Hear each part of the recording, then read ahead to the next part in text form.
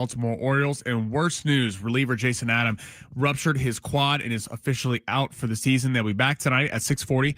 Padres currently favored by 175 on the money line. Tyler Wells will be going for Baltimore, and Yu Darvish will be going for the Padres. And big news for SDFC. SDFC beat LAFC 2-1 up in Los Angeles over the weekend.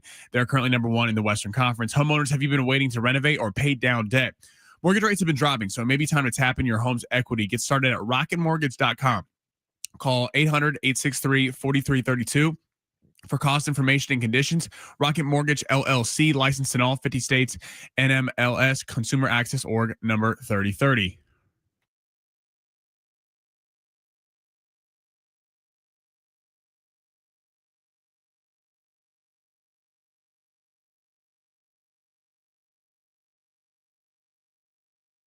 At San Diego Sports 760, it is the Fletch Zone. Ben Fletcher, Sammy Long with you till 2 o'clock today. John and Jim will take over. Then we got a busy one today. Padres news all over the place. Injuries, the Padres woes from the weekend into yesterday. The news keeps getting worse for Padres fans out there. Don't worry, Kevin Acee will be here at 1:30. We'll get all the latest from the San Diego Padres. And then college football, we had a full weekend slate, did not disappoint. It was a ton of fun over the weekend. SDFC gets goals from their two superstars, Anders Dreyer and Chucky Lozano, as they continue this incredible inaugural season. And we got plenty to react to all day long. And by the way, did I mention the countdown is almost complete? This Thursday night, folks, there will be NFL football on our TVs. Cowboys, Eagles, opening up the season. Cannot wait for it. And the news of the day here at San Diego Sports 760 in our iHeart Radio studios in Serra Mesa, just off the 15 off of Arrow Drive, is that we have a dead man walking in our midst. Sammy Long sounds terrible. The youthful exuberance is gone from his face.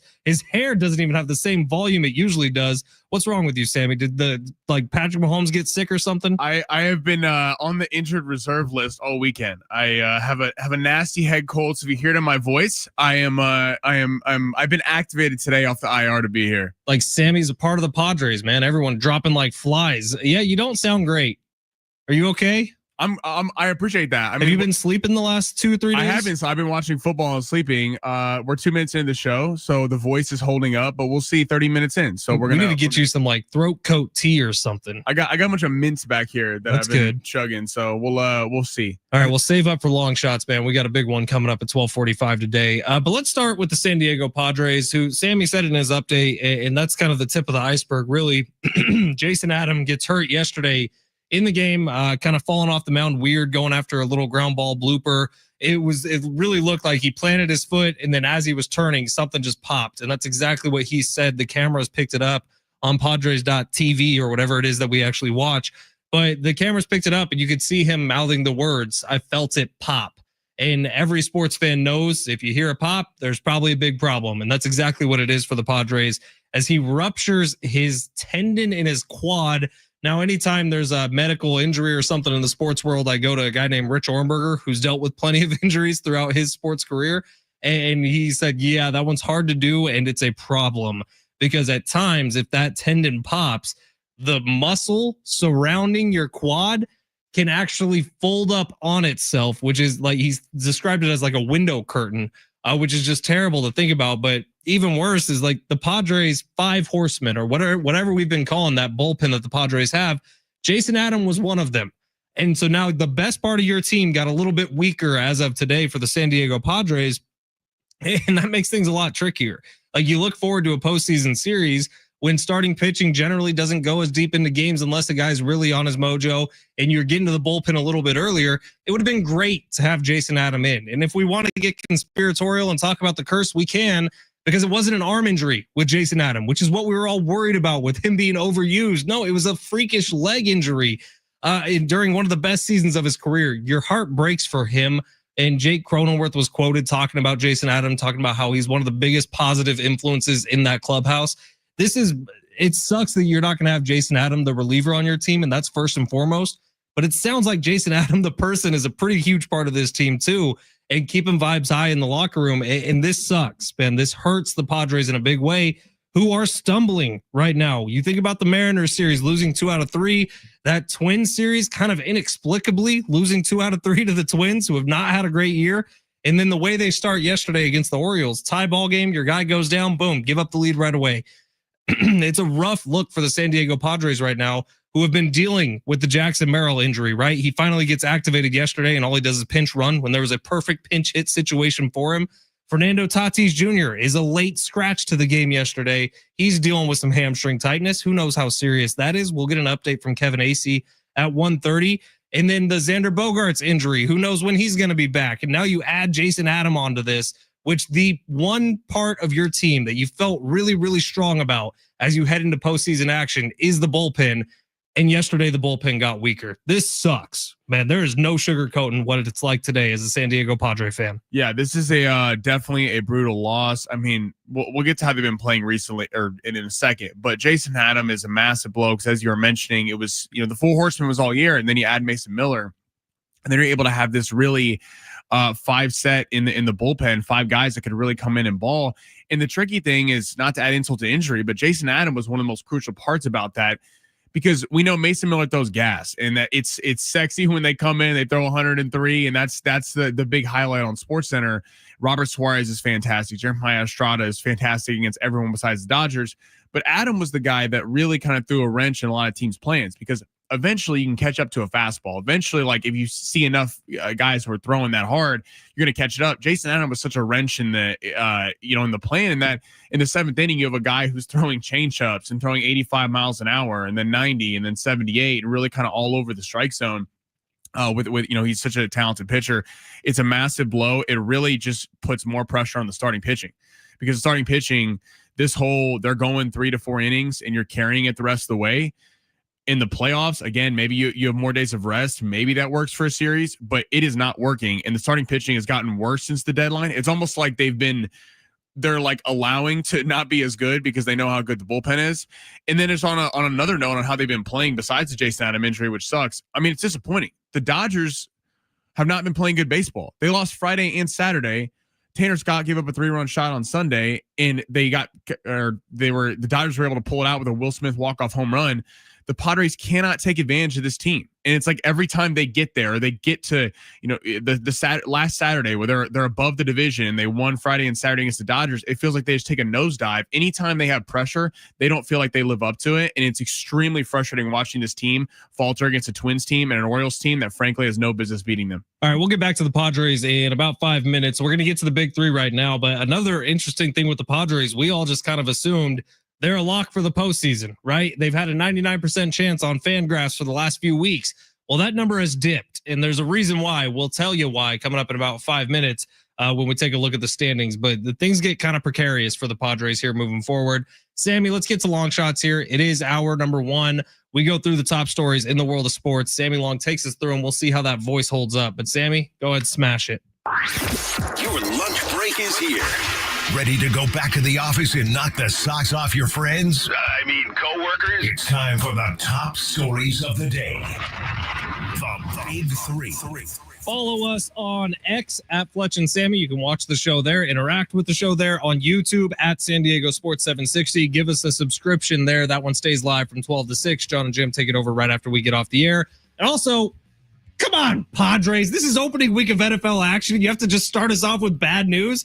Sammy and I were off all weekend. We've been looking forward to popping the mics today and looking forward to what we have coming up this weekend. And we'll still do so. But it's just frustrating that we're starting with injuries. And it's no one's fault, but it does suck. Yeah, it 100% sucks. Let's start the big three, though. At least we got tennis on TV. our boy Carlos Alcaraz is cooking right now. Okay, let's start with college football, though. Massive weekend. Tons of upsets. Texas loses to Ohio State. Not Boston College. Florida State upsets Alabama. Who was the most disappointing in college football this weekend between Arch Manning, Bill Belichick, Kalen DeBoer, and Deion Sanders? I mean, it has to be Bill Belichick, right? Getting absolutely trounced by the Horned Frogs of TCU. TCU's Twitter account today, if you haven't seen it, is the best follow on social media right now because they are roasting Belichick in North Carolina and everything. Belichick was the most disappointing by far because I think we all sat down ready to watch that game last night, getting ready for Belichick to be vintage, but he just wasn't. Alabama, honestly, to me, it's kind of hilarious. This is the lowest Alabama has been in the AP poll. They dropped to 21 as of this morning since 2008. It's been 17 years since Alabama's been this low in the AP poll, which I, for one, college football fan, kind of happy about. I'm ready to see some new faces up top. What was the other one you said? Arch Manning. Deion Sanders and Arch Manning. Arch Manning, look, week 1 jitters going against one of the best defenses in college football. For my eyes, he gets a pass for week 1. Week 2, you better bring it, Arch, because that was pretty disappointing. But it's not like Ohio State played great either. I think we saw 2 of the better rosters in college football kind of button their heads together in that one. And it was a fun game. It was a fun watch, but Arch Manning was not the god that he had been professed to be. So all 4 of these are extremely disappointing. I forgot to add one. Dabo Swinney from Clemson, after talking about going 16-0, losing at home. Offense only puts up 10 points. Yeah, but LSU looked good, man. LSU's a good team, but Dabo was chirping a lot for that game. It has to be Kalen DeBoer in Alabama. I mean, they got punked on both sides of the ball. Alabama never gets out physical. That's never been if they lost, it was because it was a high scoring game or something. They lost. Tommy Castellanos, who used to be a Boston College quarterback, went to Florida State and chirped back in June, said they don't have Nick Saban there to save him. And a lot of the Alabama players all week were talking about, we're going to get him back. We're going to show him. Well, he lit him up. And Kalen DeBoer looks like he has no answers for this. They lost to Vanderbilt last year, who was unranked. You lose to Florida State, who had 2 wins last year. I mean, this is a disaster for them. They're 21. Arch Manning was weird. I watched that entire game. He looked nervous. He missed the first throw where he ducked it to the sideline. I do got to put a little bit, and I'm a massive Sark fan. I got to put a little bit of this on Sark, though. Sark, in a weird way, was calling the game so timid. Like, there was no way for Arch to even get in a rhythm. You saw at the end of the fourth quarter when they were down 2 touchdowns and they had to just throw the ball. He got in a little bit of the rhythm on that deep touchdown pass. I know he missed him over the middle on that 3rd and 5 on the last drive of the game. And Arch did not have a good game, and it's his fault. But it was weird how timid they were, just running the ball the entire time. And then it was like, don't you think they were worried about Ohio State's secondary a little bit? Which is valid. It's completely valid. But at the same time, you're also putting your quarterback in a bad spot. When you're running, you're only getting a yard or 2 a carry, and it's 3rd and 7 every time. It's 3rd and 6, and Arch is dropping back on the road in his first game. I don't think that game was called very correctly. I think he's going to be fine.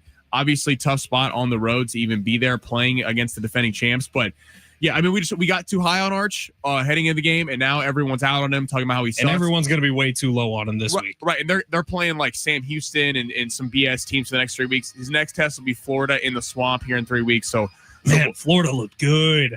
They were playing to nobody. I don't even remember who they were playing. That was the first time since 2016 that USF, Miami, Florida, and someone else all won games in Florida.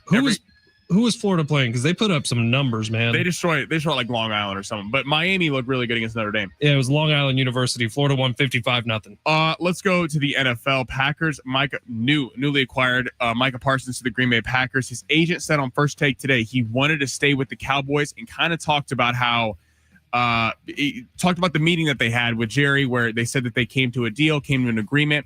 Jerry Jones apparently back in June said that he wanted to talk to Micah Parsons about leadership. Then he has that meeting. Micah flies in for the meeting, and it turns into a negotiation about his contract. Talks about how there's a little bit of a power imbalance there. Reaction to Micah and his agent saying he wanted to remain a Cowboy. This is the first time. Look, I'm going to say this. It's not like there's any insider sourcing or anything here, but the deal with ESPN and the NFL now owning part of ESPN, right? Well, who runs the NFL? Who is a de facto, basically owner of the NFL, if you will? It's Jerry Jones. ESPN has an article out today by some very good reporters. I think Seth Wickersham's on it. There's 3 or 4 of them bashing Micah Parsons throughout all of this. And I'm like, well, where are you getting this from? This is like Jerry is telling you everything, but saying he wasn't great in locker rooms, walk-arounds, he was kind of lazy. I wouldn't buy any of it. I really wouldn't. Jerry Jones, it feels like, ambushed Micah Parsons into a contract negotiation. Obviously, Micah Parsons and his agent should be pissed about that. Players have representation for a reason. It's so this does not happen. So that relationship got tarnished. And then they went months where Jerry was essentially, and he admitted to it, using Micah Parsons to kind of push through this soap opera that the Dallas Cowboys are. If I'm Micah Parsons, I'm handling this exactly the same way. And I'm wanting out too. And I'm saying I'm never playing another down for you again. You've used me. And you ambushed me into a contract negotiation. And Sammy, if you were called into a meeting for leadership skills with Mr. Ihart, would you not go and shake some hands right away? would you not say, yeah, whatever you want, boss? It's not like you're saying, oh, Right. wait, my agent should be here for this. Sorry. No. Right. Well, that's where it gets into. He's 26 years old. Right. That's what they talk about. Like, there's a little bit of power imbalance. It's odd. Then he starts discussing his contract with his agent not there. I mean, and now Micah is a superstar in the NFL. He could have been like, he could have said no. He definitely has. This is not some low level player on the team. But my biggest thing is I don't have a problem as much with the Cowboys trading him in the sense of a week later you look at it. If you're saying I'm going to build for the future, I'm going to do this, that's fine. A couple first round picks, an excellent defensive player in Kenny Clark. Right. You got a lot. The problem is how it was handled. Jerry completely butchered that. He has a massive ego and he took it personally and then made it, what kind of spitfire in the media. Then he has the audacity to go to the mic and go, "We're trying to be better this year." Well, don't say that. And he calls him Michael again. Michael, it's like if you want to go to the presser and go, "Listen, we wish Micah the best. He wasn't working when he was here. We couldn't come to an agreement. We're trying to improve the team in the future." I think people will go, "Okay, that sucks. You traded a generational pass rusher," but at least you're honest. When you trade Micah Parsons and sit here and tell me about how you're going to be better for week 1 against the Eagles, that's just an absolute abject lie, and it's embarrassing from Jerry Jones. We'll save the third story for the other side, as well as get into some of this Padres stuff and their schedule moving forward and how there's some potholes ahead. But right now, something Sammy Long is very excited about because our ticket giveaway today is a pair of tickets to go see Lil Wayne. Wheezy, baby, on September 10th at the North Island Credit Union Amphitheater in Chula Vista. Tickets and info at Ticketmaster.com. But if you hang on for just a little bit, we are going to be throwing out some Lil Wayne tickets. Sammy, pop quiz. What NFL head coach, his favorite musical artist is Lil Wayne? Current NFL head coach? Current NFL head coach. I feel like this is going to be shocking. I don't know. It's a guy who tries to look cool all the time. What? You got about 2 seconds on this one. I don't know. I'm gonna have to come around. Kyle Shanahan is his favorite musical artist is Lil Wayne. All right, quick break here on the other side. Padres injuries, Padres woes, and we'll get to big 3 number 3. That's next.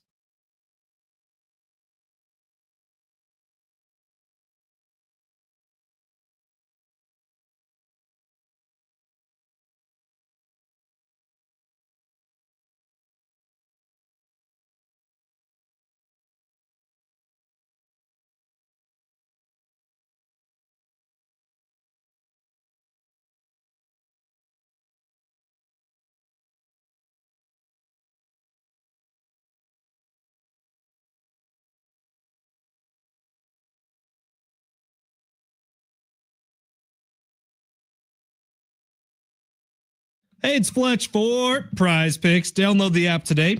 Use promo code Fletch. That's FLETCH. Get $50 in lineups after you play your first $5 lineup. Prize Picks, it's good to be right. I'm looking at the Prize Picks app right now, actually, and it is a Taco Tuesday, which means there are discounts on the board all day long. Take a look for yourself. Find the little icons or the player stats that have the little tacos next to them, like Brian Wu, discounted from 6 to 4 pitcher strikeouts for his game today. That's what Prize Picks does, man. Taco Tuesdays, Flex Fridays, discounts to help you win. And football is here. Today is the first day where I've been reading this ad that we can talk about the fact that there is a game coming up on Thursday. It's the Cowboys. It's the Eagles. Who are you picking? More than or less than? Who's going off? Who do you think is going to be riding the bench? That's what you do with Prize Picks. And if you do it with your buddies, it's even better. Coming up at 12:45, your buddies, me and Sammy, we're going to make a lineup for you for today to get some action in sports here in California. Prize Picks is the best spot to do so. All withdrawals are fast, safe, and secure. Venmo, Apple Pay, and more. Join the millions of people already playing. Get a part of the billions of dollars already awarded in winnings. Use promo code Fletch when you download the app. Get $50 in lineups after you play your first $5 lineup. Prize Picks. It's good to be right.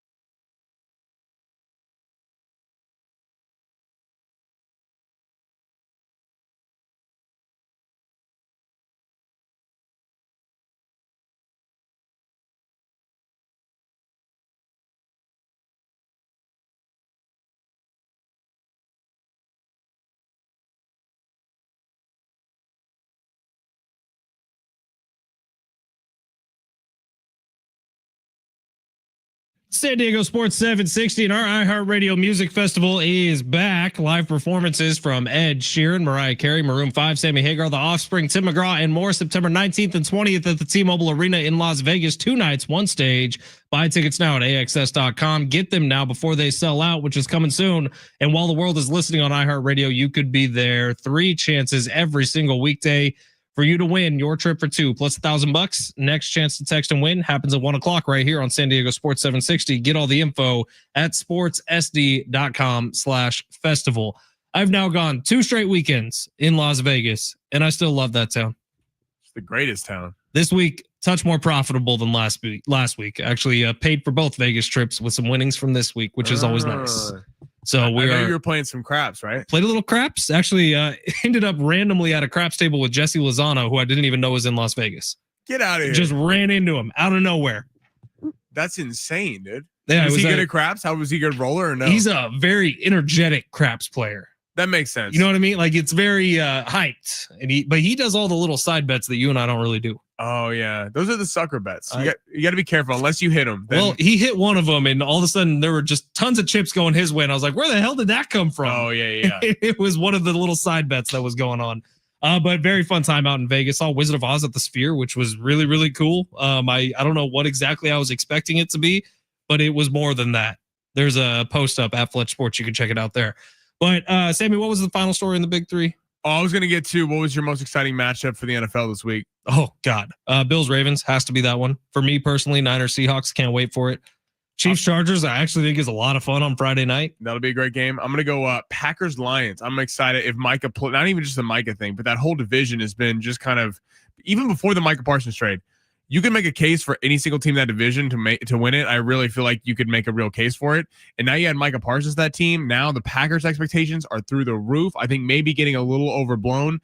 The Lions, everyone's back except for the coordinators. Is that really going to matter? We saw the Eagles lose both coordinators 2 years ago. It didn't. The year in between them winning the Super Bowl didn't work out so well. So really excited for that matchup. And honestly, the most excitement I think I'm going to have is the one that we end up choosing for Circa Millions or Circa Survivor. Excuse me. Because look, I felt good about our Cardinals pick. Then I started to feel bad about our Cardinals pick coming in today. Felt good about it again. And then I heard Colin Cowherd say his favorite pick of week 1 was the Cardinals. Are you saying you don't believe in Colin? I'm saying that Colin has led me down some bad paths in the past, Sammy, but I don't know. I'm a little nervous picking the Cardinals on the road, but I really do feel like that's a good selection.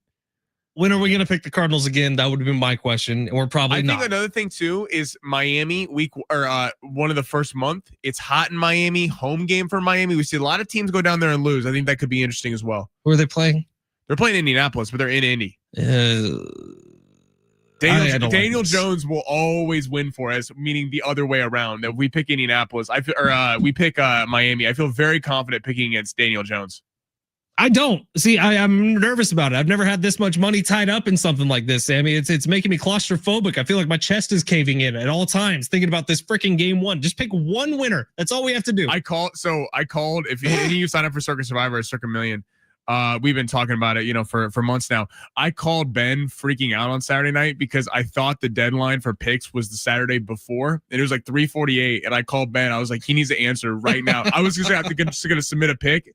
Luckily, it's next Saturday. Luckily, what would you have picked if the deadline I would have gone there? Cardinals because that's what we both agreed upon. I still feel okay about that, but not great. All right, we'll get to some of the Padres stuff on the other side here. It is San Diego Sports 760. If you're looking for some Lil Wayne tickets, Sammy and I got some, and we're gonna give them to you. We want to give them to you so you can lick that lollipop. It's going to be a fun show out at North Island Credit Union Amphitheater. Coming up next, Padres, the injuries are piling up. The schedule, while not a tough schedule, one of the easiest ones in Major League Baseball, has some danger looming. Let's get to it on the other side. It's San Diego Sports 760 live on the iHeartRadio app.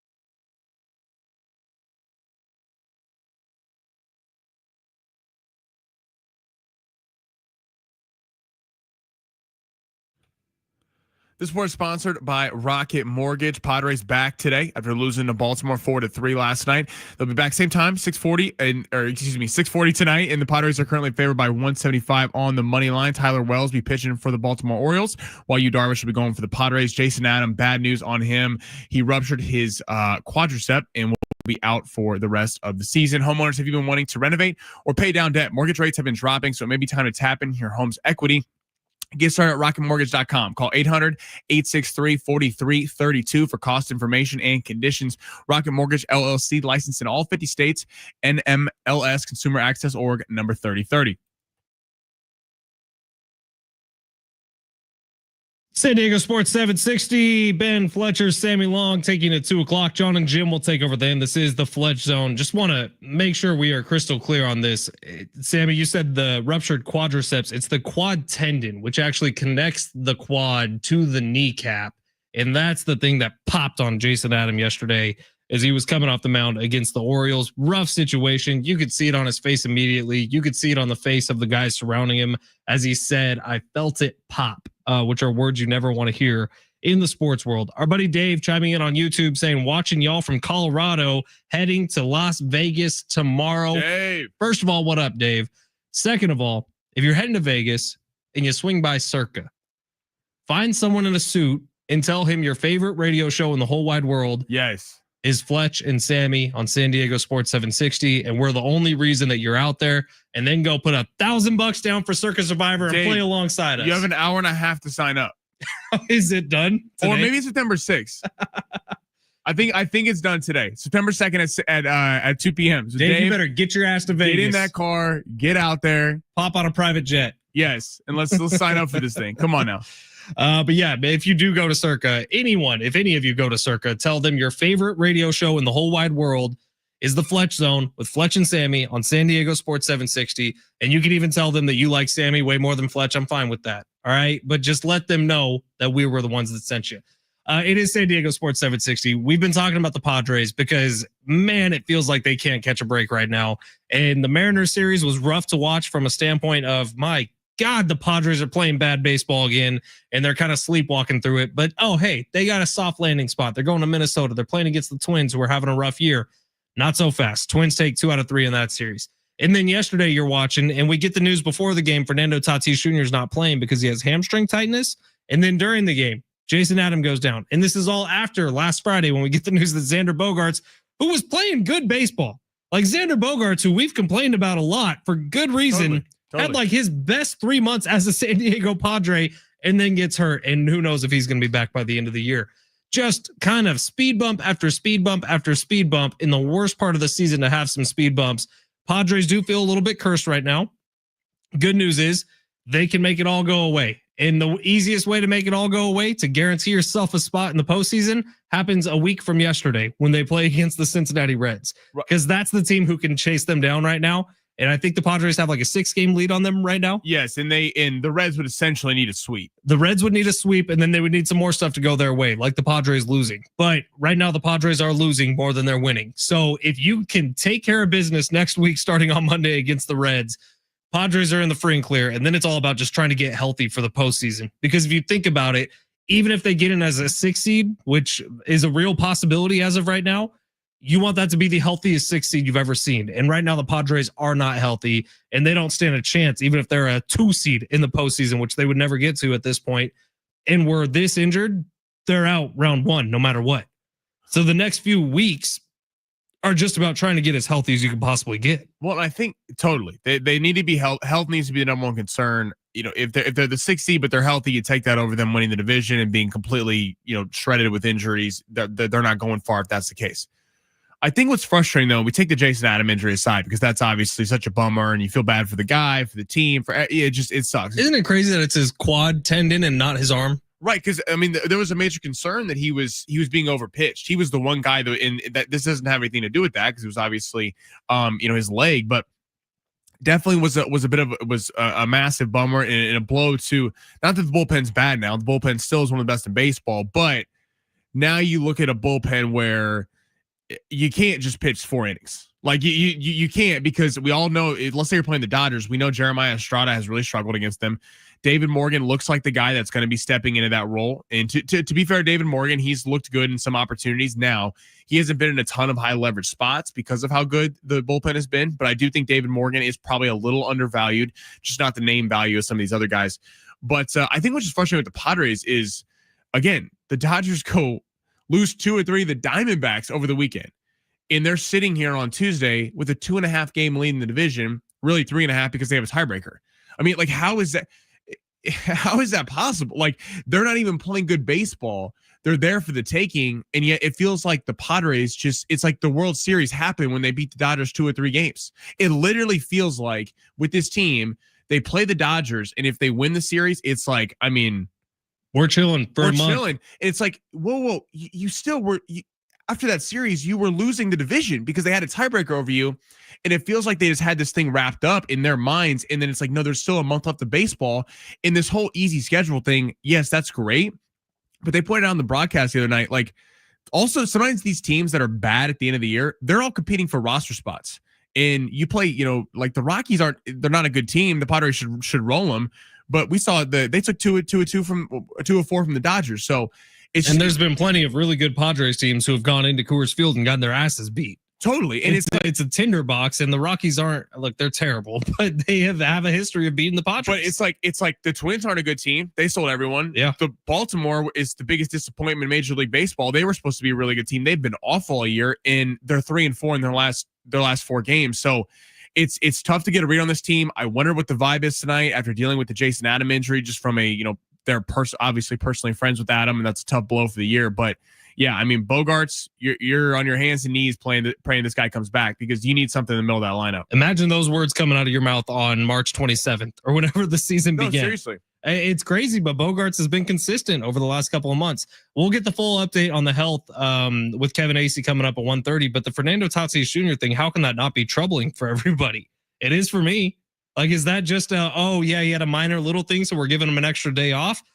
Or is it something more? I don't really know what to believe right now. And the trend for the Padres is not in a good way. So hopefully Kevin has some good news for us. And coming up at 1:30. On top of that, like, we've heard Michael King for months now. Yeah, where is he? And where is he? And we're going to talk to Kevin again at 1:30. So hopefully we can get some answers there. And why wasn't Jackson Merrill pinch hitting yesterday? You activate him just so he can pinch run? Like, weird.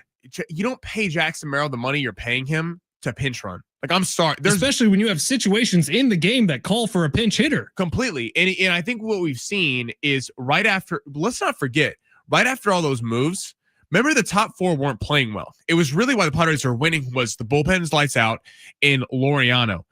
For me, O'Hearn, these guys were like the new additions at the back end of the lineup were really producing. Xander Bogaerts was on an absolute tear there. And outside of Laureano, we've seen some of those guys cool off a little bit. Fermin hasn't quite been the same as he was the first couple of weeks. Not that he's a bad player. He's an upgrade over what they had before.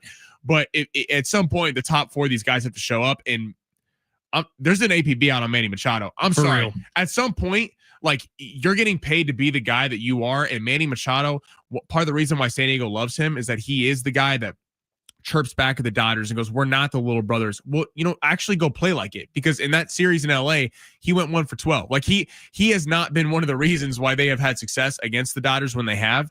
It's they got some problems right now. They have a schedule where they can figure it out, but there's not time to waste. But hey, tonight, Manny Machado City Connect basketball jersey giveaway night at Petco Park. I hope he can get up for that. Let's get crazy. I guess congratulations to Luis Rise. Yesterday he got his 1,000th hit of his career, and that's really cool and all until you strikeouts in the game. But congratulations, Luis. It was a nice little single up the middle that meant nothing in the grand scheme of things. Man, I'm far too negative on the Padres. So here's what we're going to do. Coming up next, we're going to give away some Lil Wayne tickets. Ooh. Coming up next, Sammy is going to make us all some money with long shots, the new edition. What do we have today? Is it going to be tennis? U.S. Open still going on? We have some U.S. Open. We have a little baseball involved, I believe. Okay. Here's the thing. The U.S. Open is going all this week into this weekend. Women's finals are Saturday. What time and day are the men's finals on, Sammy? This is driving me crazy. So they put the men's final on Sunday at 11 a.m. Now, what else is going on Sunday at 11 a.m.? There's something called the NFL that's going to be starting. You mean opening weekend of NFL football? And this is someone who enjoys tennis. There is no shot, none, that I am watching the U.S. Open men's final over the debut of the NFL. Okay, Major League Baseball, the NBA, way bigger sports in America than tennis are, get destroyed against the NFL. So I don't know what the hell the tennis is doing, scheduling the men's final during and the women's are during college football. Interesting decision by ESPN and the networks to do that. Text from the 858, a pie to the face bet that the Saints beat the Cardinals week 1. This is our Saints fan. Sammy, if we take that bet and we lose, the Saints win, not only did we each kiss $500 goodbye, but we also get pied in the face by the 858. I don't think we take that bet. That seems like a dumb hedge. We're already losing a lot of money. We're going to be pissed. Fletch and I were at the break going over teams. I'm not okay. My stomach is in knots over this, man. I don't know who to see. I don't want to pick Denver over Tennessee because as our guy Aaron in Vegas said, that's the most picked. The most bet team on a Survivor is Denver over Tennessee week 1. I don't feel good about that. Cam Ward playing with zero pressure. Listen, if you sign up for Circus Survivor, please send us your pick. 70470. Start your message with team. I want to know who the public's going with. Even if you had one pick this weekend, that is your surefire, your life, it depends on this game's outcome. Just money line, win or loss. Just money line. You don't need to cover the spread. One winner for this weekend. We will read all those texts in hour number 2. 70470. Start your message with team. Give us your best pick, your most surefire lock of NFL opening weekend. We need it. And we're taking Cowboys Eagles off the board because that game's Thursday. We'll take Chiefs Chargers off the board because that game's Friday. Do you know, a Circus Survivor, you have to keep your teams for Black Friday and Christmas? They're separate weeks, right? If you burn all the Christmas teams, you're out. Yeah, we got to be smart about that too. Be careful about it. Oh my God, I didn't even think about that, Sammy. I'm even more nauseous now. 858 says is really on New Orleans. Take the bet. New Orleans always wins in week 1, then they fall apart. How are we supposed to just be okay? You want us to pick the Saints week 1? That's crazy. Insane thing to do. Picking the Saints week 1 is asking to lose money. Lil Wayne tickets on the other side, long shots on the other side. It's San Diego Sports 760 live on the iHeartRadio app.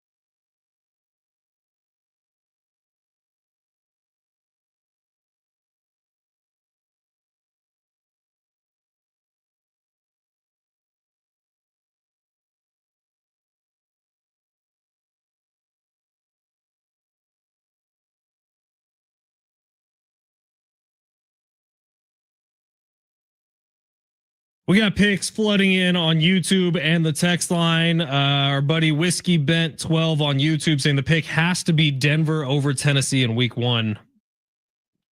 Don't feel good to me. It really doesn't. On the text line, 858 Patriots week 1 versus Vegas is my lock in New England, but Broncos Bengals would be good picks too. I don't feel good about any of those. Okay, Whiskey Bent said the Broncos on paper is they're minus 400, but them and the Commanders are the 2 heaviest favorites in week 1 on the money line. I'm going to tell you why Denver makes me nervous. They have been the team that they're the sexy pick of the offseason. Mm-hmm. They're the team that finished really well last year. But let's also remember with Denver, they did not beat a team above 500 last year. Correct. They were 0-2 to the Chargers. They were 0-2 to the Chiefs. They lost to Pittsburgh. They lost to Houston. I believe they lost to Baltimore. And the Bo Nix hype rocket is just flying way too fast right now. And if you're Cam Ward in this team, again, he's first game against a good defense. Tennessee does suck. But Hufanga and Greenlaw signed could be getting adjusted everything. That game makes me a little nervous that everyone's on them. The Patriots Raider pick, that feels like a coin flip to me. I would stay away from that game. I actually like Vegas in that. And then the Bengals, they're playing like Cleveland. Like, again, on paper, I'm taking Cincy, but are we betting an AFC North divisional game? Well, what it comes down to is, Sammy, we have to think, are we betting $500 on it? Because that's what we're doing. So no, my answer is no. This is San Diego Sports 760. You're listening live on the iHeartRadio app. We do a little something called long shots every day at 12:45. See, this doesn't have nearly as much pressure on it. This is a 3 or 4 pick entry you could do in whatever daily fantasy app you use. I use Prize Picks. Sammy used Prize Picks. You could too. Use promo code Fletch and get yourself a $50 bonus right before football season. That sounds pretty nice to me. But Sammy makes us a daily fantasy sports lineup every day. You can put $2 on it. You can put $10 on it. You can put $20 on it. We almost won. I was so pissed over the weekend. Your college football one was looking real nice, and we did cash on it, just not as much as we should. We hit the Arch Manning over on rush yards, Jeremiah Smith over on receptions, and then Bryce Underwood over on passing yards. That all on Saturday. We went 3 for 3. And then what screwed us is Lenoris Sellers had 209 passing yards. He needed 221. They had a punt return touchdown in the fourth quarter, so we got one less possession. Brutal, and CJ Carr hit a big deep shot at the end of the game for Notre Dame. So we absolute brutal sell on Sunday night. 949 Commanders is the lock over the Giants. We'll see, man. We'll read all these texts. If Russell Wilson's playing, I agree with that. Get your text in 70470. Start your message with team. Leave us a comment on YouTube at San Diego Sports 760. We want your lock of week 1 and give us a reason as well. We got a big long text from the 619. We'll have to read it a little bit later. That thing's a paragraph. But Sammy, let's get to long shots. Go ahead, smash that button. Let's see. Underdogs? Nah, that's old. Those with a less than good chance of winning? Too wordy. Wait, he's all big time now, huh? It's time for Sammy's Long Shots. Hold on. Can't talk until I say the important stuff. Long Shots is presented by Circa Million and Circa Survivor. Now, go. I'm getting more nervous by the second, Sammy. I know we got a lot of decisions to make. We really do. We really have to map out our picks. That's what we have to do. We need to maybe like go through the first 5 or 6 weeks, make sure we're leaving some of those holiday games out. Oh, all right. Where are we going for long shots?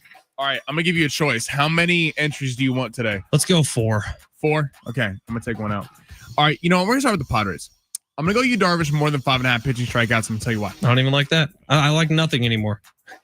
I'm just a cold, soulless man wandering through the wilderness. I'm gonna go through all these. My breath is running out from being sick, so I might need you to jump in here in a second. Okay, but just bear with me, everybody. Yu Darvish, more than 5.5 pitching strikeouts. Now, he hasn't hit this in each of the last 3 starts. But let's remember, 2 of those starts were against the Dodgers, 1 against the Mariners. Baltimore does not have that same lineup. I think the Padres are going to be hungry today, especially with the bullpen. We lost Jason Adam for the year. It sucks. But so they're going to be relying more on the starting pitching. This is really the piece of the team that has to step up. The starting pitching staff has to be better. They cannot be what they've been doing. Going 3, 4, 5 innings has been like a big deal for this Padres pitching staff. We're going more than 5.5 pitches strikeouts. I think Darvish gets it together. His last outing against a team with not a great batting lineup was San Francisco, where he got 6. So I think the fact that he played the Dodgers twice in Seattle, the number was a little depressed there. So more than 5.5 pitches strikeouts for Yu Darvish. Now, I'm really excited for this tennis match tonight. Novak Djokovic, Taylor Fritz, the local kid, Rancho Santa Fe kid, who trains right over here. The last American male in the field left. He's playing Novak Djokovic. Now, I'm going to go more than 40 total games for Novak Djokovic. I think this is a 5-setter. Now, Taylor Fritz is 0-10 against Djokovic, but I'm going to tell you why. Fritz has been playing really good recently in this tournament. He's really good on the hard court at U.S. Open. It fits his game. And Djokovic has looked a little, not quite his dominant self. He's 38 years old. He's gotten through this part of the bracket, but I do think the last couple matches against Fritz have gone to the later sets. We're going to go more than 40 total games. I don't know who wins this one. I'm pulling for Fritz, even though I do like Djokovic because he's the local San Diego kid. But we're going to go more than 40 total games because I think this is a 5-setter. They're both very well rested for this one. And Djokovic has the defense, but we're going to see if Fritz can win this one if he's up with the power by the net. If he's allowing Djokovic to return with his backhand, it's probably over. But Fritz has been very good recently. Catch your breath, Sammy. Lil Wayne tickets coming up in 2 minutes. Stay tuned. Sammy Long's going to finish up long shots right now. My guy, look at that. Pro's pro. Okay, then we're going to go Yannick Sinner versus Lorenzo Musetti. This is tomorrow morning. Or it might be tomorrow night. I don't. They haven't given the times yet. But we're tomorrow 8 a.m. Tomorrow 8 a.m. We're going to go more than for total games. 31.5. Now, I know some people are going to go, what? You're betting against Yannick Sinner losing a set? Yannick Sinner's fantastic, and he has absolutely decimated this entire tournament so far. The number 23 seed who he beat yesterday, he was fantastic against. 23 seed had beaten Tommy Paul in an excellent match on Saturday night. I think he was a little tired in that one. Yannick Sinner's fantastic, but Lorenzo Musetti is a fellow Italian like Yannick Sinner. He's played him a bunch of major tournaments. They know each other well. Musetti's a tricky player. He's a very, very good placement, a tricky player to figure out. So we're going to go more than 31.5 total games. I do think Musetti gets a set here or at least pushes him to a tiebreak. So more than 31.5 total games for Yannick Sinner.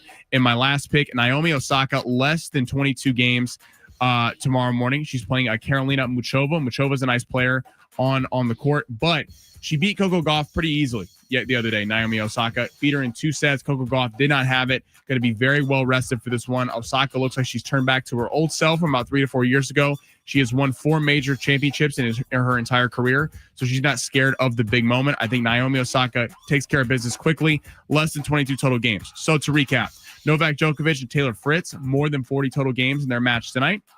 Yannick Sinner, more than 31.5 total games against Lorenzo Musetti. Naomi Osaka, less than 22 total games against Muchova. And Yu Darvish, more than 5.5 pitcher strikeouts for your San Diego Padres tonight. I dig it. I really do. I went the full 20 on that one, Sammy, because I feel good about it. I like it. We got some U.S. Open picks for tonight. All right. Who wants some Lil Wayne tickets? Ooh.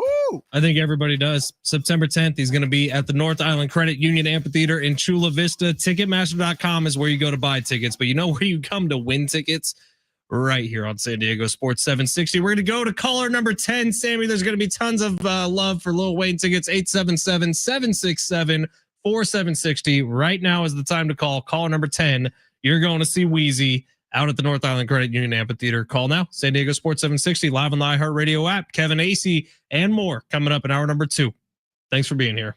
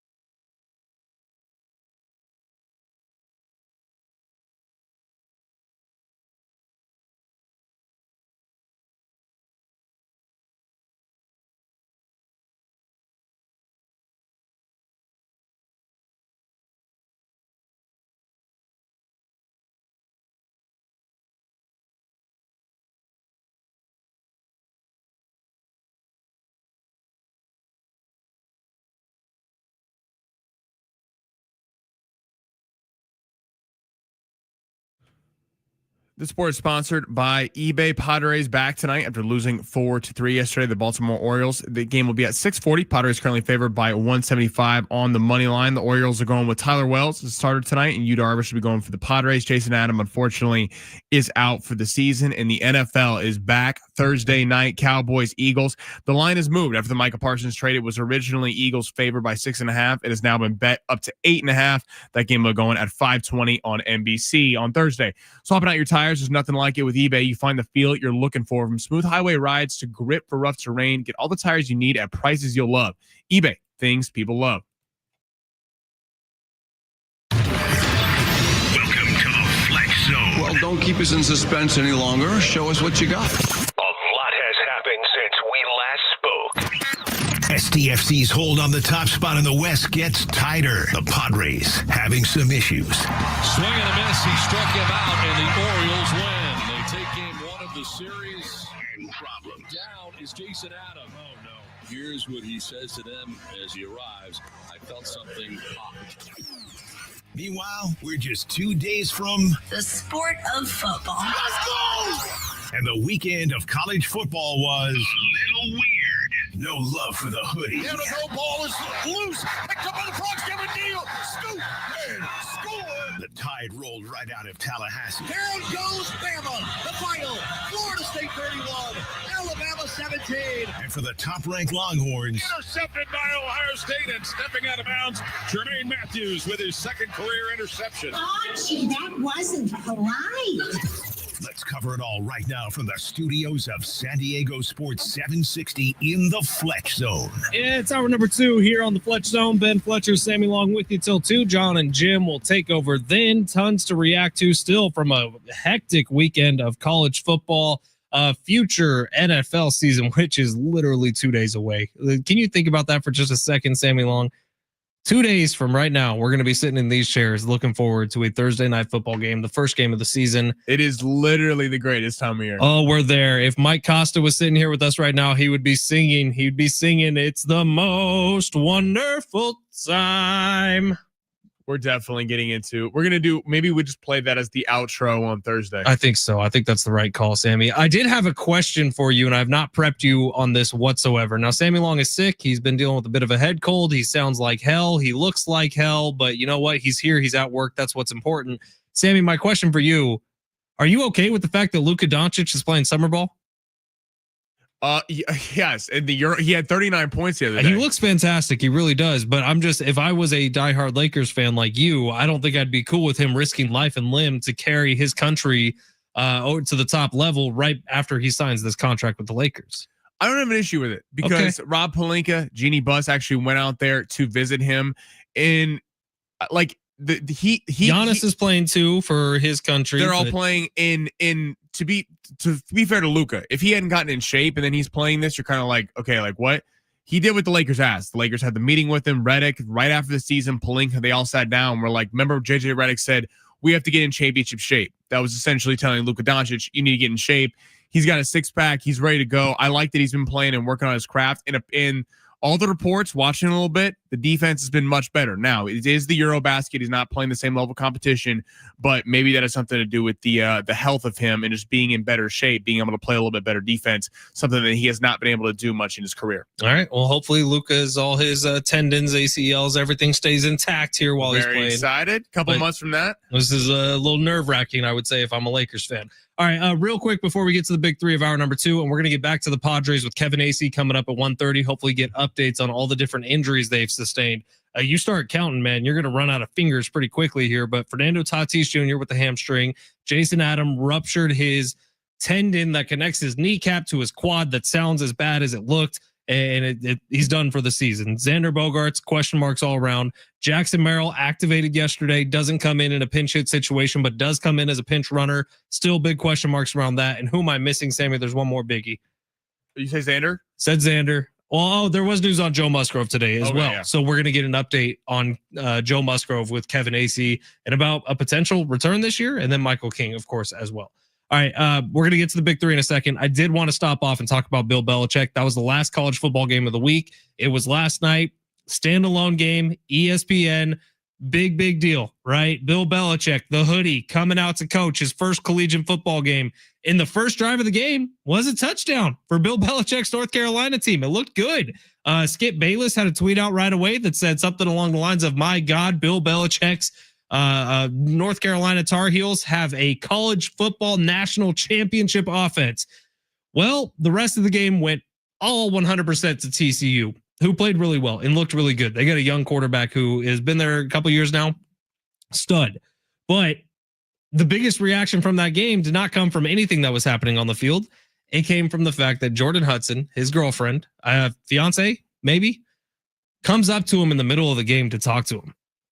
Was that not bizarre? But did you figure out what she said? No, what'd she say? There's reports that she was saying she had to get some sleep because she had class early in the morning. Oh, see, that's funny. Because Sammy, I saw that she was asking for $20 to go to the concession stand to get some Sour Patch Kids. Now, look, we can make jokes about it all day long. Grandpa, could I please have $20? This could literally go on for hours. We could make jokes about this. But what other coach do you see this happen with? It doesn't happen. And I'm sorry, it's weird. It is a weird situation that Bill Belichick has found himself in. We actually have some live audio of what she said in his ear. Hola, papi. Saw that one coming, and I like it a lot. That was good usage of that, Sammy. But do you ever see Andy Reid talking to his wife in the middle of the game? Do you ever see Sean McDermott turning around and saying what up to his daughter? The answer is no. No, because it's if I'm NFL GMs right now and owners, I'm laughing. Because there was a whole movement about why is Bill Belichick not getting a job? What I mean, he's one of the greatest head coaches of all time, if not the greatest. He's got all these Super Bowls, all this stuff. This is why. Because Bill Belichick is more interested in this whole, like, I don't know, I would say midlife crisis, but doesn't really feel midlife. Like this whole, like, I mean, he's changed his whole personality. And when you go to college, you've seen a lot of college coaches have trouble transitioning the NFL and back down. When you go, like Urban Meyer, for example, when you're head coach at a college, you're the man on campus. You're a bigger name than all of the players. Maybe you have a Heisman level quarterback who's on par with you, but besides that, you're a bigger name. Urban Meyer went to the Jags and he kicked the kicker, remember, and he's yelling at him in practice, trying to make him run. It's like, you're not telling some 33-year-old middle linebacker who's literally quadruple your net worth and has got a wife and kids that he's going to go run and do. They're going to go talk to my agent in the contract. Bill Belichick, this is like a sideshow, and he got completely found out. And if I'm an NFL right now, I'm like, this is why. Like, you're not even locked in on your own team. This was weird. It was bizarre. It's not something that you see all the time. And by the way, Jordan Hudson, like, she is in PR. That's what she does. And the fact that she didn't see this coming today, because all these jokes are being made everywhere. And the story about that game has now come down to two things. It's not that TCU played great. It's not that Bill Belichick's team looked like it was bad. No, it's the fact that Jordan Hudson came up to him on the sideline, and the fact that TCU's Twitter account is savaging North Carolina in all of college football. And think, if you're TCU, they talked about it. No one was talking about them. Right. Like, it was all about Bill Belichick, and TCU's like, hey, we were the team that did play in a national championship 2-3 years ago. When has North Carolina ever done anything in football? They're a basketball other than school. Hire Bill Belichick. Other than hire, and he's not locked in. You can see it. You can see the way they played. It was all about the story of him. And you talk about a reality check. That was something glorious to watch. All right, let's get to the big three of hour number 2. We'll try to rip through these kind of quickly. Sammy, smash it. Your lunch break is here. Ready to go back to the office and knock the socks off your friends? I mean, coworkers? It's time for the top stories of the day. The Big Three. San Diego Sports 760. A text from the 858. It took me a while to comprehend this. Tatis Jr. injury. Is this one of those, he'll be back tomorrow and then he doesn't come back till next year? Look, dude, the Padres have a history of that. We haven't seen how serious it is. All we've heard is a little tightness, and I put that in air quotes if you're not watching the stream. But yes, I'm nervous about it. 858, that's a great point. How often does that happen with the Padres? Don't want to fearmonger or anything here. I'm just saying it's a legitimate concern because of the team we're hearing it from. The Padres are notoriously weird with injuries. They're very guarded. They keep it close to the vest, which I would probably do too if I was running a major league team. Let's not forget, Yu Darvish came back, but Yu Darvish, we heard. I remember literally having Kevin Acee on our show 2 weeks before the season started and being like, "Oh, this will be That's fine. They're saying he's going to miss the first series, but he'll be there. Little elbow soreness. And it's the All-Star break before he's back. So we hope that there's nothing serious there, but we'll see. All right, let's start in college football. We did who was most disappointing last hour. What team impressed you the most this weekend in college football? Oh, I mean, well, okay. If we start locally here, San Diego State, I'll be honest, I had shortness of breath heading into that game, and the way they looked impressed the hell out of me. But if we're going at a national stage, I mean, the teams that kick the crap out of everybody, it's kind of hard to look at. But like Penn State looked great. They look up to Billing. They were playing nobody.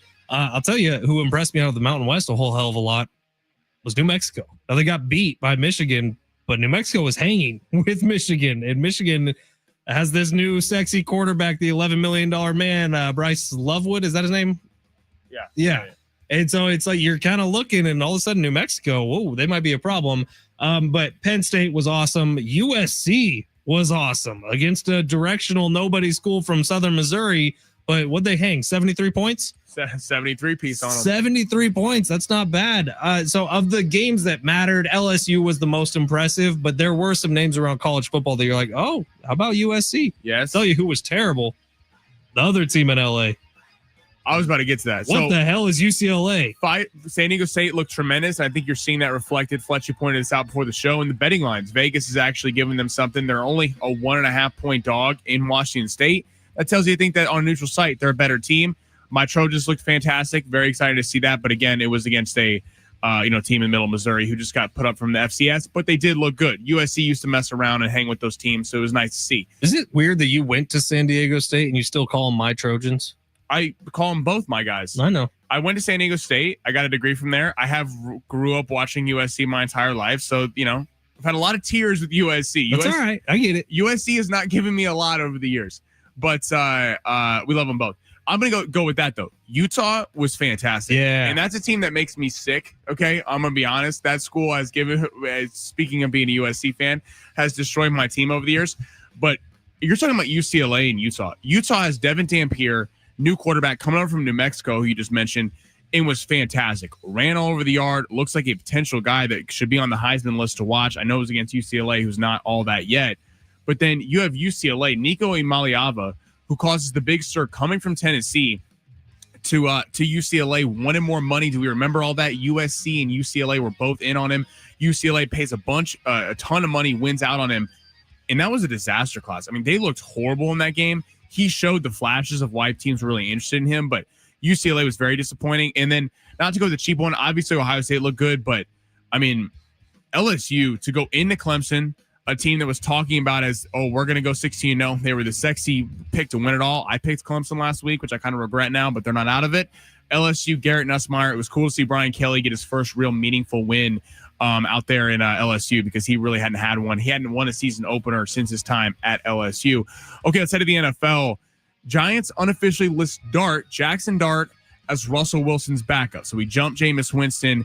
He's the number 2 behind Russell Wilson. How many weeks before we will see Jackson Dart playing, or will we see Jackson Dart play at all this year? I think we do see him play this year. I think New York loves him. The fan base loves him. And I think, unfortunately, Russell Wilson is no longer Hall of Famer Russell Wilson. He is the Subway guy, Russell Wilson. But let's take a look and see their schedule. So they start with the Commanders, which you feel like is a loss. Then they get the Cowboys, which I feel like might end up being a win for them. Chiefs. And then where do they go? Chiefs, Chargers, Saints. Give me week 1, 2, 3, 4, 5 against the Saints as Jackson Dart's first start. I think this thing's going to come quick. I'm telling you, this team. Week 5 is pretty quick. Yeah, I think Russ, I don't know. I don't see it. He didn't have it in Pittsburgh. Well, here's what you do. You let them get their asses kicked against the Commanders. You maybe get a win over the Cowboys. You start 500. You get your asses kicked against the Chiefs and the Chargers. And then for the Saints, the fan base is ready for a change. I think that's about right, because if I'm the Giants, I want to see what I have in Jackson Dart. Jackson Dart looks the stuff. I get you don't want to throw him in there right away, but I mean, let's all forget, like, the Giants have been kind of abysmal the last few years and easy to make fun of, but this might be the best pass rush in the NFL. And that's not something that is hyperbole. Kayvon Thibodeau, Dexter Lawrence, Abdul Carter. Like, this is a three-man front that is absolutely disgusting.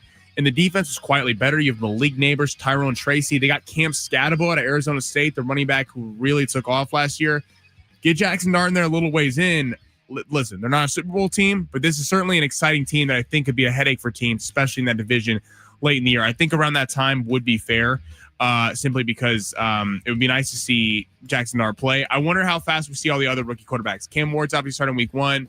We know about the whole Shador situation, Dylan Gabriel. So you're saying that Jackson Dart will get in before Shador or Dylan Gabriel? I think so. Week 5 against the Saints. That's my pick for Jackson Dart. Okay. And I think he looked the best out of any of those guys in the preseason.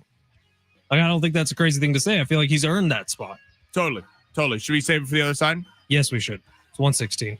Man, that flew by. All right, coming up next, big 3, story number 3, as well as some NFL talk ahead of Thursday's matchup. Let's start breaking down the game because I can't wait. Kevin Acee coming up in 15 minutes. Stay tuned here at San Diego Sports 760, live on the iHeartRadio app.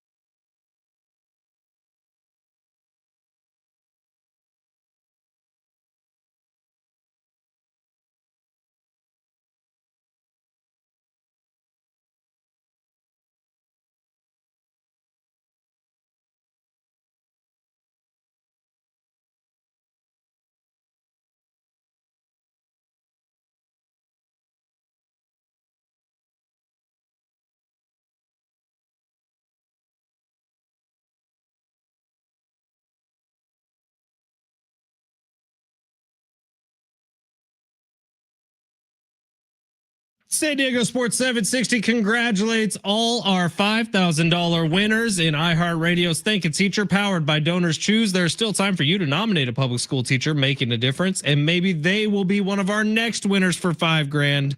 to make over their classroom. Help us say thank you to the educators shaping our future. Nominate your favorite teacher now at iHeartRadio.com/teachers. We didn't really talk about it in hour number one, but how about SDFC this weekend over LAFC? That was unbelievable. That Shuki goal? Dude, Chucky was filthy. Anders Dreyer scored a goal. Like, if you want to talk about a formula for winning, how about you get your two superstars out in the open? Padres, take notes. Formula for winning: when your two best players perform the best, sometimes good things happen. It's crazy when the guys that get paid all the money perform like they get paid all the money. Chucky's goal was filthy. That was disgusting. I watched some of that, a good large portion of that game. Like, and then think about how cool that was. We had Coach Mikey Varas on the last 2 weeks. And like Son, who came over from the Premier League, who was like Tottenham, him and Harry Kane. That was like the big thing over there. Everyone was talking about LAFC, and they've been hot. They'd move up to 5th place, I believe, in the Western Conference. And SDFC, man, like, we keep hearing people kind of pumping the brakes, I think, a little bit. Like, I guess maybe some San Diegans who are a little, once bitten, twice shy on winning a championship with some of the teams in the past. But they're the co-favorites for the MLS Cup. They're literally plus 500. They're the co-favorites. And you see, like, not just San Diego pundits, MLS pundits being like, this team is legit. And we could literally see them run through. You got Lozano, Dreyer. I mean, you got tons of guys on this team that are really playing well, and it's cool to see. The crowd's gonna be electric when they get back to SD after winning up in LA. I'm pumped for it. I'm pumped for the playoff run. Sammy and I are gonna try to go to a few of those games. It's gonna be a blast, man, here in San Diego, and it should be happening simultaneously. The hope is, as a Padres postseason run as well, the city will be on fire, much like Anders Dreyer. That was a haiku, Sammy. Take that. I feel like I have more faith in SDFC right now to make a run. I absolutely do. I don't even think it's close. If the Padres enter into the postseason as the roster is currently constructed, it's an early bounce. You need health to come back into this organization. You need Michael King to look like Michael King when he comes back. And really, the biggest kind of hidden, not so hidden thing in all of this is if Padres pitchers don't start going into the 6th inning, at the very least, for starting pitchers, you don't stand a chance. Well, and totally with the Padres, it's like, what is this? Why are they getting pulled at the 4th inning? Leave them out there. It's like when when you like have all these rich, like, this is going to be an example that might go. Sylvester Stallone talked about how his favorite time making Rocky was when they had no money. The first Rocky movie, they had no money. They had 30 days to film it, and they had to cut a bunch of corners. And he was running around begging people to buy it.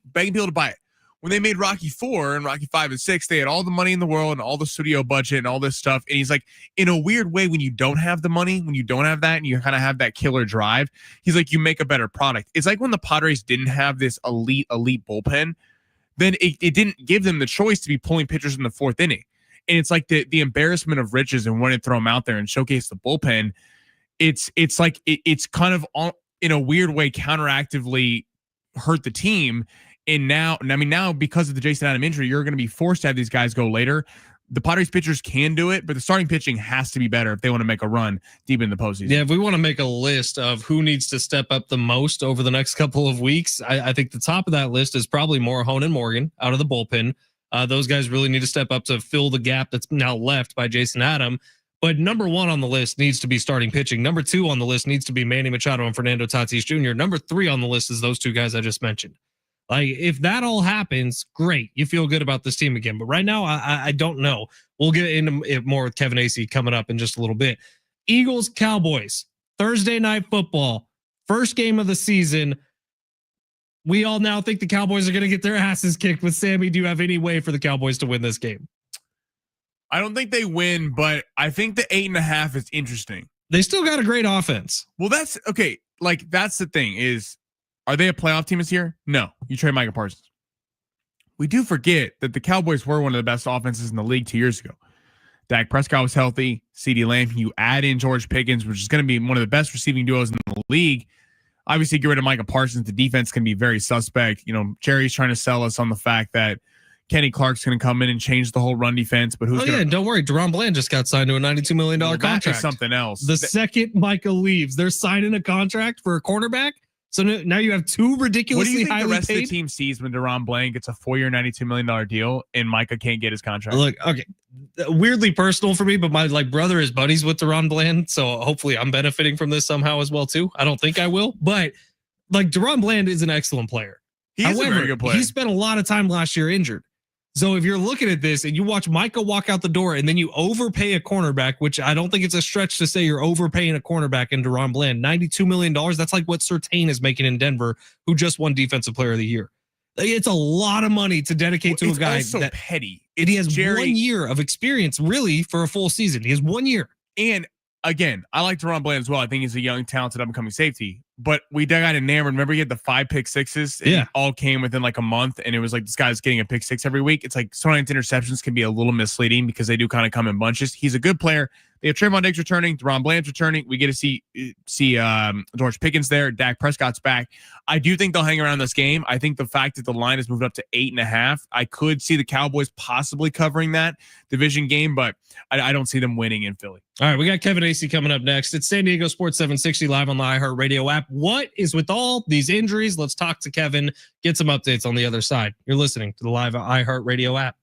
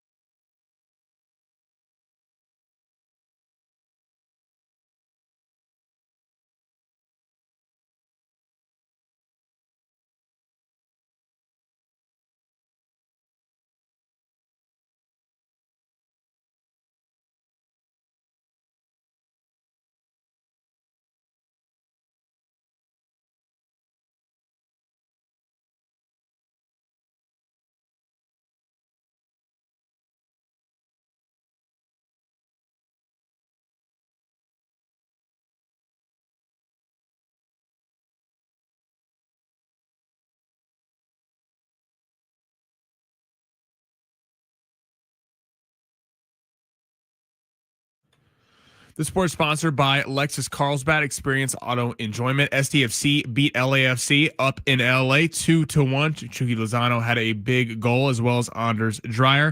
Padres back tonight after losing 4-3 yesterday. The Baltimore Orioles. The game will be at 6:40. Tyler Wells will be going for Baltimore, while Yu Darvish will be going for the Padres. And unfortunate news out of the bullpen, Jason Adam will be out for the year after getting injured yesterday. Right now, Lexus Carlsbad is buying cars, all makes, all models. Sell your car today to Lexus Carlsbad.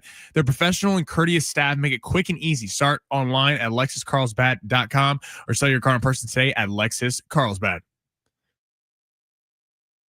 Kevin Acee on San Diego Sports 760. Brought to you by the all-new Hamul Casino Resort, the Players' Place. Yeah, it is San Diego Sports 760. Ben Fletcher, Sammy Long with you till 2. John and Jim will take over then. And right now, like every single Tuesday, Kevin Acee joining the show. Kev, before we get to the injuries, which there's a lot of, before we get to the Padres' bad play, which there has been a lot of, I want to talk about the very last line of your Padres Daily and just make sure you're okay. Because for someone who travels as much as you do, you'd think you'd at least be good at it, Kevin. What's going on with the airlines? Are you okay? Yes, it's on me. Yeah, hey, commercial air traffic or commercial air travel sucks. That's all there is to it. It's all right. Sometimes it's a step too far. That's all I'll say. That's all. All right. Well, if you want a little hint at which airline Kevin's talking about, he makes it incredibly obvious without trying to make it obvious at all. But you use a letter multiple times here. You misspelled the word that, Kevin. It's THAT. You did TH capital A, capital AT. Oh, that must have been a kind of Freudian or something. I'm not sure. Yeah, but then you also misspelled thanks and large. You just put 2 A's in every single word. I don't know what's going on, Kev, but hopefully you're okay. Regardless of how tired you are, Kevin, the baseball season trudges along, and it hasn't been going great for the Padres here. The series loss in Seattle, the series loss in Minnesota, yesterday's loss.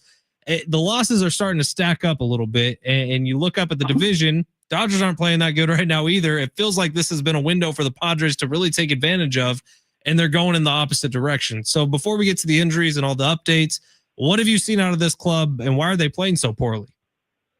The pitching's putting them in a hole.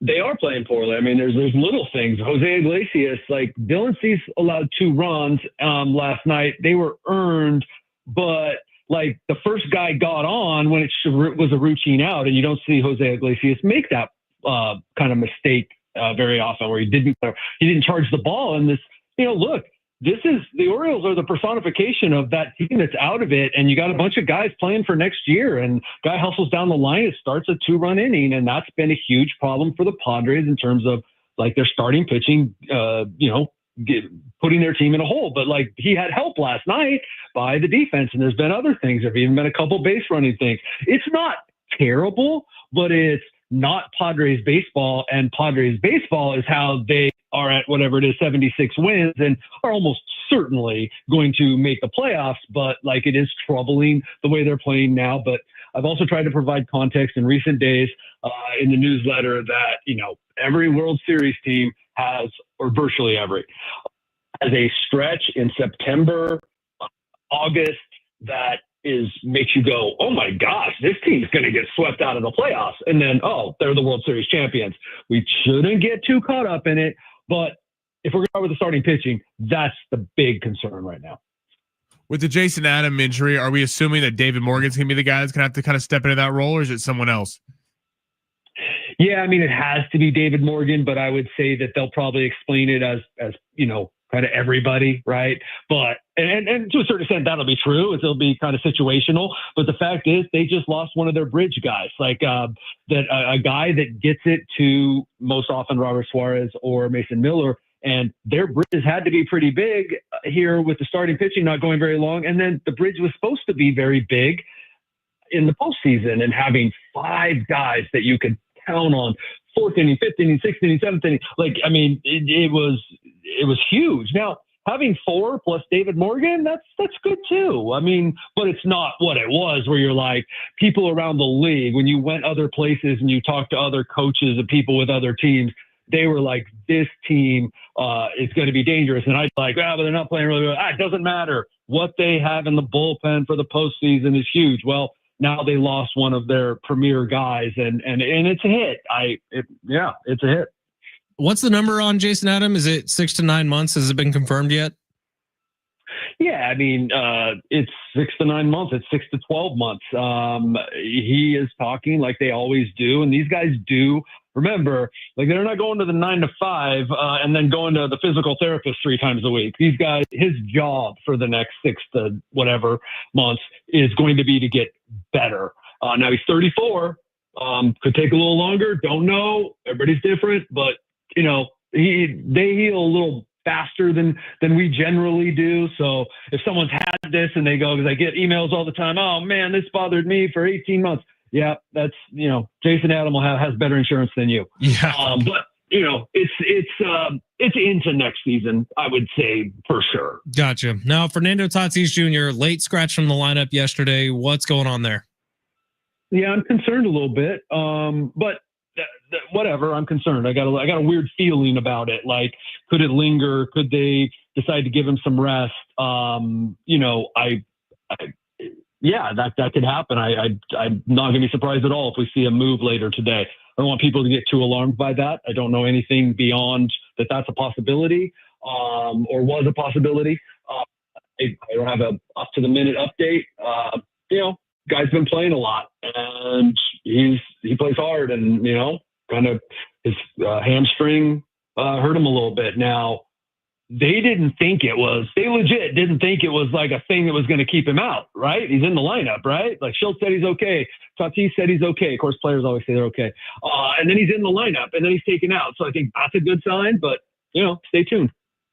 So you mean possible IL visit, or is that what you're thinking for Tatis? Sure. I mean, could be. I'm just not. That's all. I'm not going to sit here on this right now and tell you that he's fine. I'm not. Like, I don't know. There is going to be concern when you scratch a guy from a lineup, and then you have a prime opportunity to pinch hit him in the 9th inning, and he's not available. That just is something that should probably raise at least some yellow flags, if not red flags.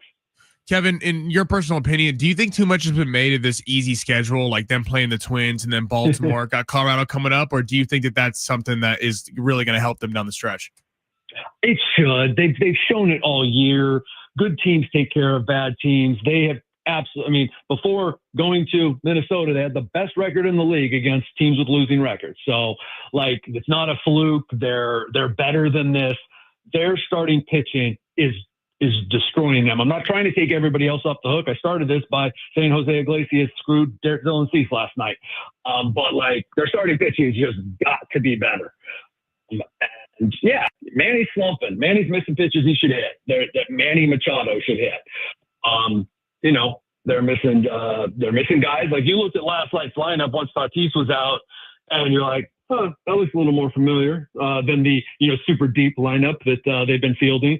And the fact is, they've averaged like 4.5 runs, which is near the top of the league over the last 3 weeks or whatever it is. This is very much on the starting pitching. I'm not so like, that's bad, but like, it's not like they're playing terribly, like as a whole. As in, oh wow, this is a really bad team now. That's not the case. Maybe it'd be better if it was, because you'd be like, oh, they're going to get better. I'm very concerned about the starting pitching, man. It's big. Oh, we all are. And someone who might be able to help that is Michael King. Is there anything new with Michael King, Kevin? I'd say that he'd be back next week. He's pushing to be back sooner than that, which I guess would mean pitching in Colorado. And I mean, kudos to him. He wants to come back and make the re-debut in Colorado. I always caution this, you know, when we talk about the Padres, right? Like, there's a bunch of people in there, and this is how teams, organizations come to agreements, is they talk about it. And there's a portion of people that think, hey, guy needs to get some more work. We can see him come off the mound to field grounders, and, you know, before we put him in a major league game that counts, and there's no way we can control it, right? There's that faction. There's the other faction that says, hey, you know what? We think the guy's ready. Stuff's going to happen. You know, whatever. We're good. I don't know where they're going to land. There was over the weekend, it was, hey, there's going to be another outing. And now I'm not so sure. So these things are fluid, but Michael King should be back in time to get 4 starts. And 4 starts, if you think about it, right? Like his season is almost starting over, right? 4 starts, by 4 starts into a season, we're expecting a starting pitcher to be looking good and able to go 6 innings. So as long as it's not less than that, or too much less than that, then we should think, okay, Michael King can be, not will be, can be, might be Michael King by the postseason. Okay. And then last one before we get you out of here, Kevin. This one needs to be kind of quick, but Joe Musgrove, there's news on him today. Does he pitch again this year? I don't think so, and I haven't thought so for a while, but I'm not betting against Joe Musgrove. So, look, he probably not. I mean, that's just a fact. But hey, they need a reliever now. So Joe will want to. Joe coming in the 7th. That's not the worst idea. All right, Kev, you have a great day, man. Thank you. And good luck with that with 2 A's. All right. Take care. Yeah. Sounds good, man. Kevin Acee on San Diego Sports 760. Brought to you by the all-new Hamul Casino Resort. The Players Place. Oh, he was talking about American Airlines. I get it now. Chris, I have some thoughts for Southwest. Tatis. That's worrisome. It's what we've been saying all day, Sammy. Like the Padres will tell you one day, and he's fine. Kevin said he wouldn't be surprised if there was a move to the IL for Fernando Tatis. So he said he expected that news to come down later today. Maybe. He said he wouldn't be surprised if that news came down. Wow. That is, I hope that is nothing serious and he is only out for a short period of time because that is obviously a massive blow. What do we say every year with wide receivers in the NFL? Hamstrings have a way of staying. I mean, you are a team in the Padres that you're expected to get in unless they just pull an absolute abomination of a final month. They're going to be in. So I understand if there is something there, get him some rest. But it is hard with the Padres because you hear this and you hear they're fine. Then all of a sudden, why aren't they playing? And it feels like hopefully they're not lying to us. Hopefully it's something that's just minor. But I guess we'll get some news later in the day. Yeah. All right. Well, let's take a quick break here. We'll finish this thing up, wrap this thing up, preview the Padres game tonight, get you set with starting pitching matchups, and take a look forward at this weekend of NFL action. It's San Diego Sports 760, live on the iHeartRadio app.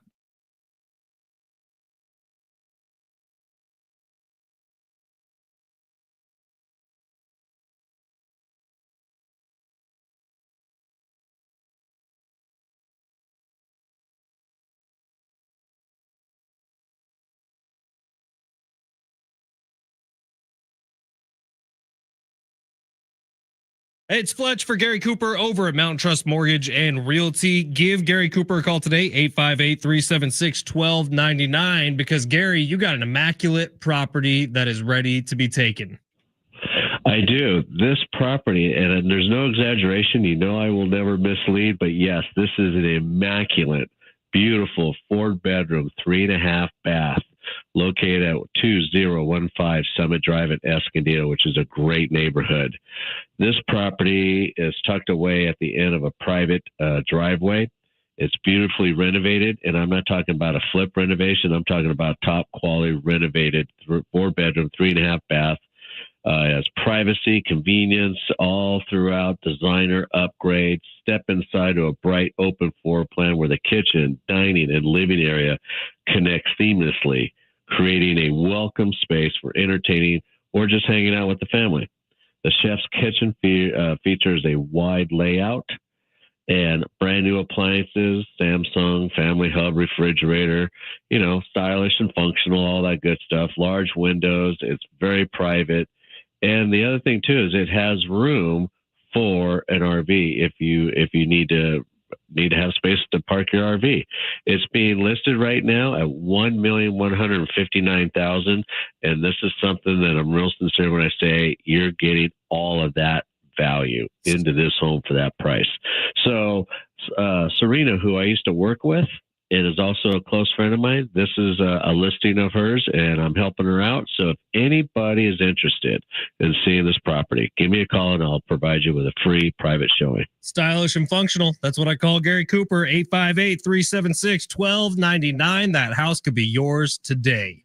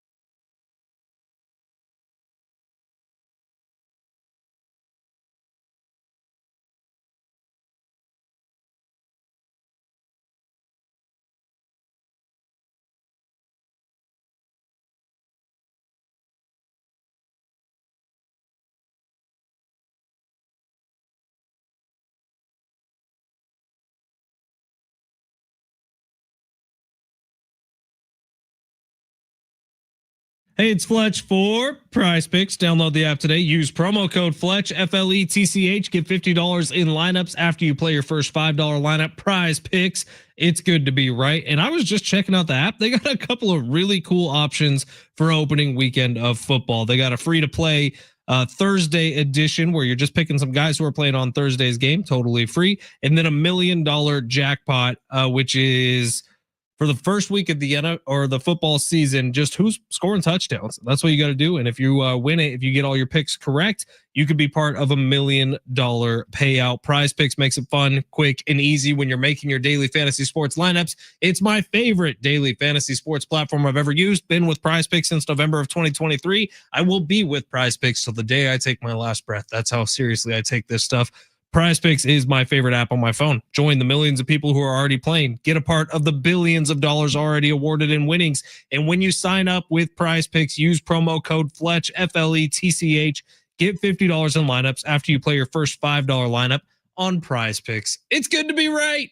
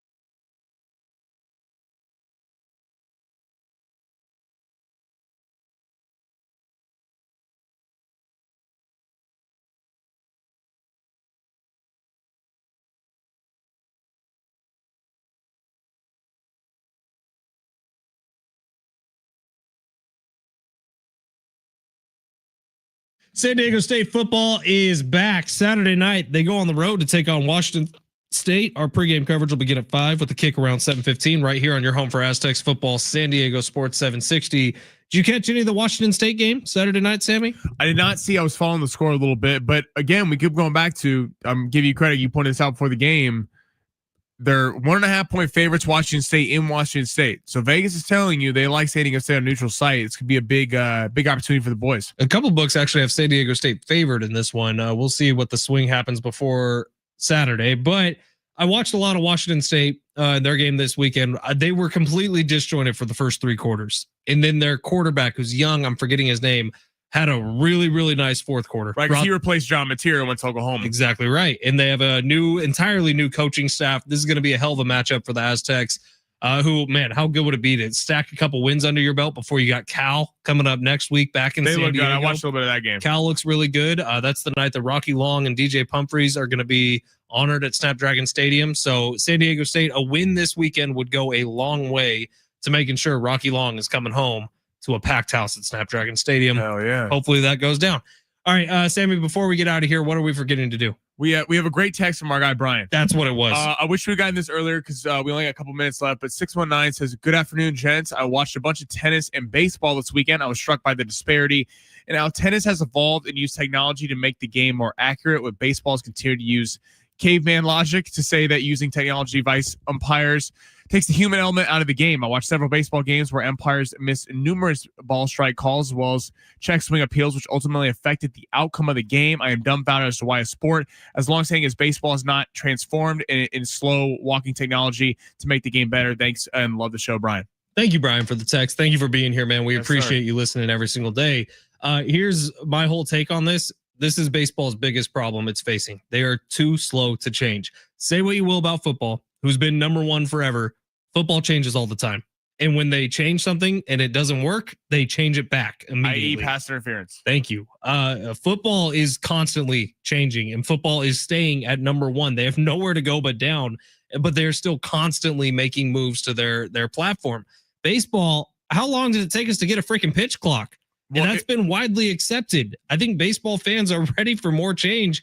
Major League Baseball, stop sitting on your hands and do something. Well, and remember exactly with the pitch clock. Remember when the runner on second in extra innings, everyone was like, I mean, how could you? The stats will never be the same. You're destroying the integrity of the game. No, and now it's exciting. It's fun. There's a whole element to baseball. You can intentionally walk a guy. It's a fun ad because it's like if they have the same score 9 innings in, we don't want to watch a game in the middle of July that goes 18 innings and the entire bullpen's messed up and they're throwing a starter the next day.